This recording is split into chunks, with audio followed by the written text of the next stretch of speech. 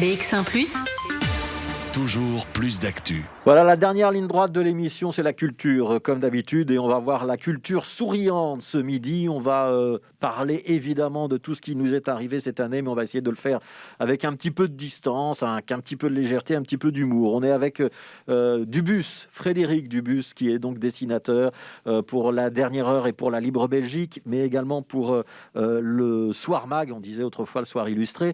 Merci d'être avec nous, Dubus. Vous êtes aussi vieux que moi, je constate. Je suis aussi vieux que vous, je crois. Je crains, hélas. Le monde d'après. Pourquoi est-ce que vous avez choisi ce titre-là pour le recueil de vos dessins cette année ? C'est très difficile, il a fallu en choisir un. Je pense qu'on a beaucoup parlé dans le premier confinement, quand on a cru qu'on en avait bientôt fini, au monde d'après. On envisageait déjà le monde d'après. Ça me semblait un titre d'une ironie un peu désespérée, en fait. Ouais, ça veut dire que vous n'y croyez pas trop à ce monde d'après et vous le voyez comme pas meilleur que le monde d'avant. Il va y avoir un monde d'après, sûrement, mais c'est probablement pas celui qu'on a imaginé, qui sera tout beau, tout lisse et plein de compassion. Je crois que ce sera plutôt. Je crois que le monde d'après, il était mieux avant, en fait. Ouais, ça veut dire qu'il y a toujours un peu de cynisme et un petit peu de désespoir dans l'humour, et dans le cas, dans le vôtre et dans vos dessins. Vous confirmez ça ? Oui, je vous confirme, tout à fait. Un peu d'ironie, disons. Ouais. Je vais peut-être vous demander de nous montrer la couverture de ce monde d'après, de nous expliquer le dessin en même temps que vous nous le montrez. Qui voit-on ? Juste à côté, voilà. Ouais. Qui voit-on et qu'est-ce qui est en train de se passer là ? On voit les personnages de l'année, George-Louis Bush et Trump, forcément, Sophie Wilmès en train de rebondir dans un hamac qui ressemble vaguement à un masque. Voilà, c'est aussi bête que ça. Hein. Ouais. Il ressemble pas vaguement à un masque chirurgical. C'est un masque chirurgical. Il y a même écrit Made in China en tout petit, pour ceux qui ont une bonne vue. Ce masque chirurgical, vous l'avez utilisé dans beaucoup de dessins. C'est un casse-tête pour un dessinateur, pour un caricaturiste, de devoir faire des caricatures avec des masques. Donc, je l'ai utilisé quand il faut, je l'enlève quand il faut reconnaître les personnages et surtout, je l'utilise en décor, j'en mets par terre souvent. Ouais, y a un dessin qui m'a fait beaucoup rire. Moi, en tout cas, dans le livre, c'est deux femmes qui se croisent et qui ont des masques faits maison. Et l'une dit je l'ai fait à la maison, et l'autre dit oui, moi, c'est mon mari qui l'a fait. Et on voit le résultat. Je vous invite à regarder ce dessin. Notamment, on va voir quelques-unes des planches pendant qu'on se parle. Frédéric Dubus, il y en a qui sont en noir et blanc. Donc ça, ce sont les cartons que vous faites quotidiennement pour la Libre Belgique et la Dernière Heure. Et puis, il y a des grandes planches en couleur qui sont les pages que vous faites pour le Soir Mag. C'est le même exercice, les deux, ou c'est complètement différent pour vous ? C'est le même exercice de trouver une idée et de la décliner. L'exercice de la planche couleur est plus compliqué parce qu'on a une idée, mais il faut l'étoffer, il faut la rendre... il faut faire toute une planche, c'est beaucoup plus de temps. Et puis, c'est plus compliqué. Ouais, il faut un petit scénario aussi. Mentalement, c'est le même exercice. Ouais. On reconnaît Dubus dans le style, dans les deux catégories de dessin, mais dans les planches couleurs, il faut trouver l'idée d'un scénario. Ça vous demande combien de temps pour faire une planche ? Ça me prend 2 jours. Oui, c'est environ 2 jours, parce qu'il ne suffit pas de trouver l'idée, il faut trouver le gag final, mais il faut trouver tout ce qu'il y a autour. Ça ne suffit pas d'avoir juste une idée. Il faut pas la tirer en longueur. Enfin, l'exercice du gag en une planche est très, très technique. Ouais. Alors, c'est un livre rétrospective, comme la plupart des dessinateurs en sortent en fin d'année tous les ans. Ça commence en novembre 2019, parce qu'il y a évidemment la contrainte d'édition qui fait que c'est pas le 15 décembre qu'on se décide des dessins qu'on va pouvoir mettre dans ce livre. Et alors, moi, ça m'a fait tout bizarre. Je me suis dit, tiens, c'est vrai que c'était déjà cette année, ou c'était encore cette année. Il s'est passé plein d'autres choses que le Covid-19. Et donc, on se rappelle pas beaucoup, mais fin 2019, le Premier ministre, c'est Charles Michel, par exemple. On va retrouver Greta Thunberg, on va trouver Trump. Il n'y a pas eu que le Covid-19 dans cette année. Et finalement, votre rétrospective, elle est assez équilibrée. C'est-à-dire que vous n'avez pas voulu que le Covid-19 mange tout?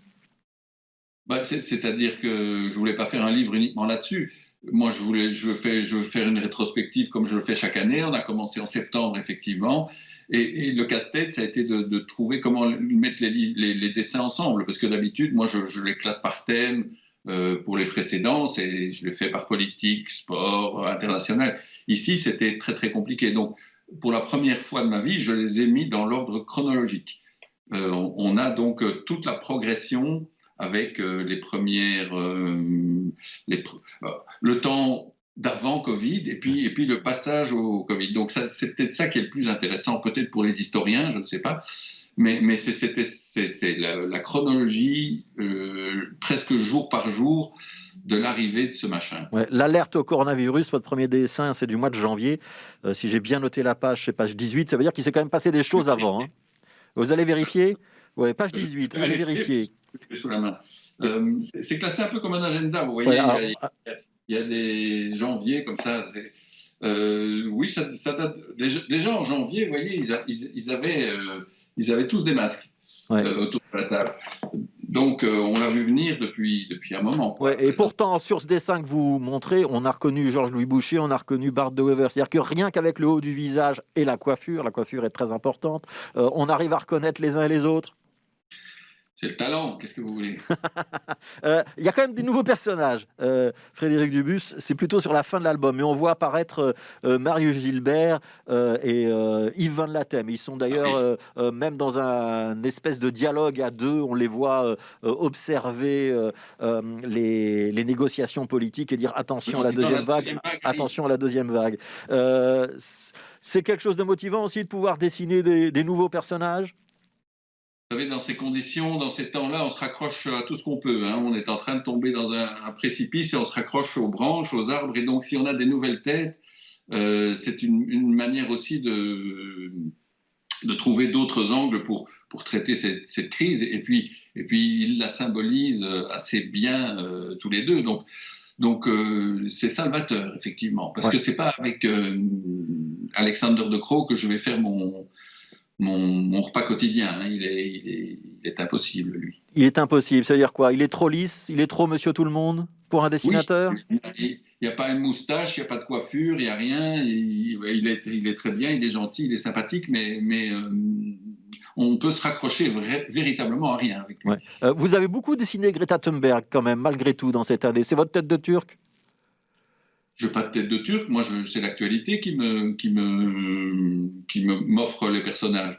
C'est vrai que c'est aussi un bon personnage, puisque quand il faut traiter du changement climatique, à l'époque où on en parlait encore, elle était parfaite. Ouais. Alors, est-ce que c'est pas ça aussi, la destinée de ces personnalités qui font l'actualité? C'est que finalement, sous le regard et la pratique des dessinateurs, ils deviennent plus que ce qu'ils sont. C'est-à-dire que Greta Thunberg, c'est le symbole de la lutte contre le climat, que Marius Gilbert, Yves Van Latem, c'est le symbole de la lutte contre le coronavirus, et que finalement, c'est pas eux que vous dessinez, ce sont des concepts que vous mettez sous leur trait? Vous avez tout résumé, c'est parfait pour un dessinateur, pour un caricaturiste, d'avoir un personnage qui représente plus que lui-même. Avec Di Rupo, on a toute la Wallonie, on a le socialisme. Avec Greta Thunberg, effectivement, c'est pas effectivement les personnages en eux-mêmes qui m'intéressent. C'est le concept qu'ils peuvent amener et le fait qu'ils soient reconnaissables et tout ce qu'on peut amener derrière. C'est très pratique, ça fait gagner beaucoup de temps à un caricaturiste. Ouais. Alors, je voudrais quand même vous poser cette question-là. Je vous ai dit, elle est un peu votre tête de Turc. Est-ce que vous avez le sentiment que par moment, vous êtes méchant, blessant? Est-ce que vous avez... Bon, j'imagine Greta Thunberg, elle ne lit pas La Dernière Heure tous les jours. Mais dans le monde politique belge, est-ce qu'on vous a déjà fait des remarques en vous disant oui, franchement, vous exagérez, ou j'ai le sentiment que vous ne m'aimez pas, ou franchement, vous êtes plus gentil avec les autres? Non, je n'ai aucun retour des hommes et des femmes politiques, et heureusement... Jamais, honnêtement. Non, jamais, honnêtement. Il n'y en a aucun qui m'appelle. Même au palais, moi j'aimerais bien qu'on m'appelle pour venir me tirer les oreilles, ce serait rigolo. Mais non, en Belgique, on a cette grande liberté-là, c'est de ne pas être emmerdé par les gens qui vous disent qu'on est méchant. Moi, je ne pense pas que je sois méchant, et quand j'égratigne l'un ou l'autre personnage, c'est pas la personne que je vise, c'est plus large que ça. Ça ne m'intéresse pas d'être méchant pour être méchant. Je pense que c'est trop facile, quoi. Ouais. Alors, on est chez vous en ce moment, Frédéric Dubus. Mhm. On voit l'espace de travail. Est-ce que votre vie à vous aussi, elle a changé? Est-ce que vous continuez à aller dans les salles de rédaction et à soumettre vos papiers ou vos idées au rédacteur en chef, aux autres collègues des rédactions? Ou est-ce que vous avez été condamné au télétravail comme tout le monde?